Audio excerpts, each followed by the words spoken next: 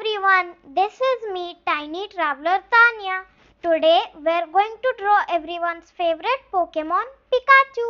Grab your pencil and paper and let's get started. Head and ears. First draw a big circle for Pikachu's head. अब हम इसके centre में एक बड़ा straight line बनाएंगे. Then we will add two pointy ears on top. याद रखिए face, दो कान, बड़ी आंखें और छोटी मूंछ. छोटे हाथ पैर, गोल शरीर. एक जिगजैग छोटी पूंछ. फिर सारी रेखाएं काली करें.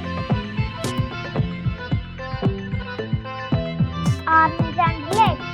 Sketch two small ovals on each side of the body for the arms and two larger ovals at the bottom for the legs. Make 5 tiny zigzag fingers. Face detail.